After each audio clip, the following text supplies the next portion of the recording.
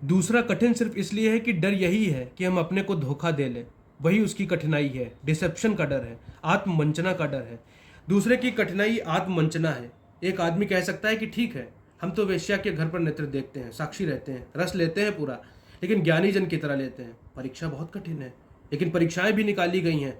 तंत्र ने बहुत सी परीक्षाएं निकाली, एक अद्भुत परीक्षा तंत्र ने निकाली है, वो मैं आपसे कहूँ, क्योंकि विश्व में वैसा प्रयोग और कहीं नहीं हुआ। वो परीक्षा ये थी कि जो व्यक्ति कहता है कि मैं भोगते हुए भी तटस्थ होता हूँ, दृष्टा होता हूँ। तंत्र ने कहा कि तुम शराब पियो और शराब पीते हुए होश में रहो, और हम शराब पिलाए चले जाएंगे, तुम होश में रहना।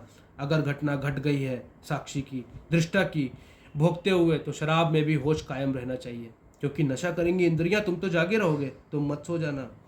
तो तंत्र ने अद्भुत प्रक्रिया निकाली नशे की, शराब, गांजा, अफीम, और आखिर तक बात वहीं पहुंची कि जब अफीम, गांजा, इस सब का भी कोई असर नहीं हुआ साधक पर, और वो जागा ही रहा, उतने ही होश में जितने होश में वो बिना नशे का था। तब सांप से भी जीभ पर कटाने के प्रयोग किए गए, और उसमें भी जागा रहा। सांप जीभ पर काट लिया है, जहर हो गया, आदमी मर जाए, और वो भीतर की चेतना की ज्योति जगी हुई है।